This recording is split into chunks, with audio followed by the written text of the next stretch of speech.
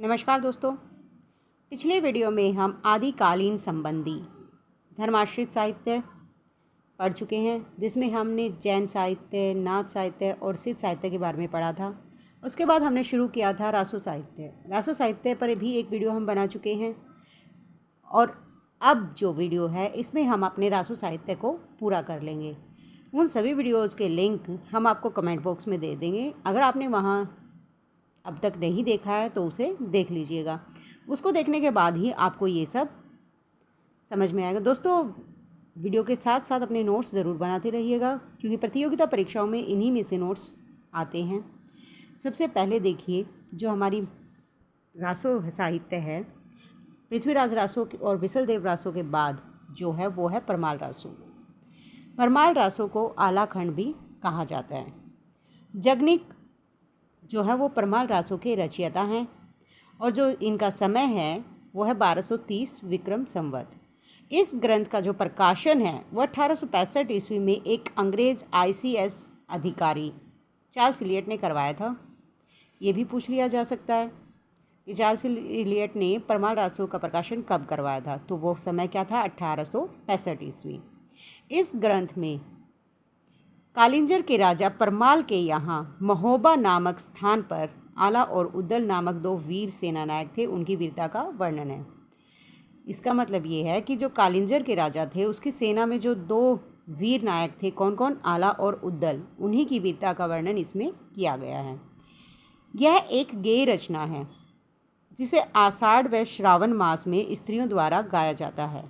ये प्रश्न पूछ लिया जाता है कि आषाढ़ व श्रावण मास में कौन सी रचना के छंदों को गाया जाता है और कहाँ पर। बुंदेलखंड में गाया जाता है और परमाल रासो की वह रचना है जिसके छंदों को आषाढ़ व श्रावण मास में स्त्रियों द्वारा गाया जाता है। यूपी में इसे आलाखंड के नाम से जाना जाता है और इनके जो छंद हैं जिन्हें गाया जाता है उन्हें लोकगीत के रूप में वे प्रचलित हैं। दोस्तों, परमाल रासो के बारे में आचार्य रामचंद्र शुक्ल ने कहा है, यद्यपि आज जगनिक की रचना का कहीं पता नहीं है, किंतु लोकगीतों के माध्यम से यह हिंदी भाषा भाषी प्रांतों के कण कण में गूंज रही है। यह गूंज मात्र है, शब्द नहीं। ये पंक्तियां भी पूछ ली जाती हैं कि ये किस रासो साहित्य के लिए कही गई हैं, तो वह कौन सी रासो साहित्य है, परमाल रासो। इसका अर्थ यह है कि ये लिखित रूप में नहीं मिलता, सिर्फ लोकगीतों के रूप में ये प्रचलित है। आला उद्दल के बारे में कहा गया है कि जो 12 बरस लो कोकर जीवे, अरे 13 लो जिए सियार। मतलब 12 बरस तक तो कुत्ते जीते हैं और 13 लग सियार जीते हैं। जो असली क्षत्रिय होता है वो बरस 18 ही जीता है। मतलब युद्ध में अपना क्या कर देता है, वो बलिदान कर देता है। लड़ते झगड़ लड़ाई में युद्ध करके वीरगति को प्राप्त होना ही इनका मुख्य लक्ष्य होता है। आगे जीवन को ये धिक्कार समझते हैं। अगला जो मुख्य और मेन है वो है खुमान रासो। खुमान रासो के रचयिता हैं दलपति विजय। खुमान रासो के बारे में जो मेन पॉइंट है वो देखिए, शिव सिंह सेगर के अनुसार खुमान रासो के रचनाकार हैं नाभा भट्ट। अगर सीधा पूछा जाए कि खुमान रासो की रचना किसने की तो आएगा दलपति विजय आंसर। लेकिन अगर नाम देकर पूछा जाए कि शिव सिंह सेगर खुमान रासो के रचयिता किसे मानते हैं तो आएगा नाभा भट्ट। इस रचना में खुमान रासो जो रचना है उसमें किस नायक की रचना है या किसके बारे में बताया गया है, ये पूछा जा सकता है। अब चूँकि उस समय 3 खुमान राजा हुए थे तो हमें ये बताना है कि किस खुमान के बारे में इसमें बताया गया है, तो उसका आंसर क्या होगा, खुमान द्वितीय के युद्धों का वर्णन खुमान रासो में हुआ है, जिसका समय 870 से 900 विक्रमी संवत माना जाता है। मोतीलाल मेनारिया जो हैं इसे चित्तौड़ के राजा राज सिंह के समकालीन 17वीं शताब्दी की रचना मानते हैं। ये प्रश्न भी पूछ लिया जाता है कि मोतीलाल मेनारिया के अनुसार खुमान रासो का रचनाकाल क्या है, तो राजा राज सिंह के समकालीन 17वीं शताब्दी जो है वो इसका रचनाकाल है। आचार्य शुक्ल के अनुसार खुमान रासो का रचनाकाल है 9वीं शताब्दी। अब बारी आती है हमीर रासो की।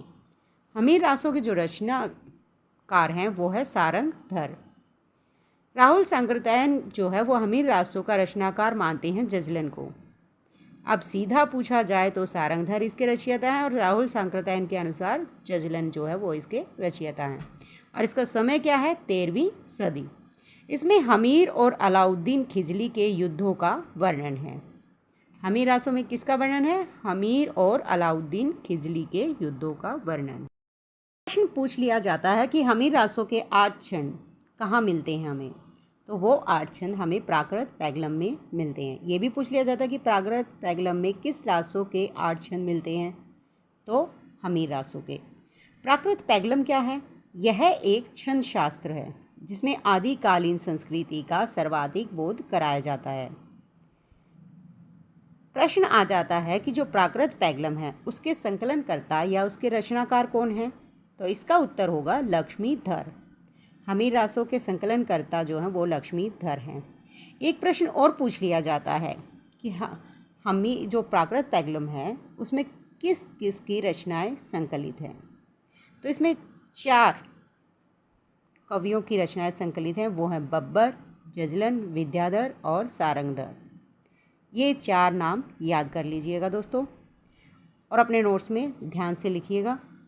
अगली जो रासो साहित्य है वो है बुद्धि रास। अब ये ज़्यादा इम्पोर्टेंट तो नहीं है लेकिन इनकी जानकारी होना बहुत ज़रूरी है क्योंकि नेट, जेआरएफ जैसे जो प्रतियोगिता परीक्षाएं होती हैं उनमें ये प्रश्न पूछ लिए जाते हैं। बुद्धि रासों की रचना की है जलहन ने। जैसा कि पिछली वीडियो में बताया था कि चंद्रवरदाय के चौथे पुत्र जलहन ने बुद्धि रासों की रचना की है और समय क्या है इसका? 14वीं शताब्दी। विजयपाल रासो नल सिंह की रचना है जो 1298 ईस्वी में रचित हुई है। विजयपाल रासो में 42 छंद हैं और विजयपाल रासो की जो भाषा है वो है अपभ्रंश भाषा। अगली जो रासो है वो है शत्रुसाल रासो, जिसके रचयिता कौन है? राव डूंगर सिंह। दोस्तों अगर आपने चैनल को सब्सक्राइब नहीं किया है तो सब्सक्राइब ज़रूर कर लीजिएगा और बेल आइकन प्रेस कर लीजिएगा ताकि अगली वीडियो आप तक आसानी से पहुंच सके। कुमारपाल रासो की किसकी रचना है? देवप्रभ की। और समय क्या है? 14वीं सदी। कलियुग रासो रसिक गोविंद की रचना है। मुंज रासो कवि मुंज की रचना है। राम रासो किसकी रचना है? माधव दास या माधो दास की रचना है। 1618 ईस्वी समय है। कायम खा रासो, ये प्रश्न पहले आ चुका है दोस्तों। इसके रचयिता है रहमत अली खान जान और इनका जो छोटा नाम है वो है जॉन कवि। इन्हें जॉन कवि भी कहा जाता है। तो इन दोनों में से कोई भी नाम आ सकता है ऑप्शन में, तो आपको रहमत अली जान या जान कवि आंसर दे देना है। राणा रासो दयाल दास की रचना है जिसे दयाल कवि भी कहते हैं। दोस्तों वीडियो को अंत तक देखने के लिए धन्यवाद। दोस्तों अगली वीडियो में हम देखेंगे लौकिक साहित्य।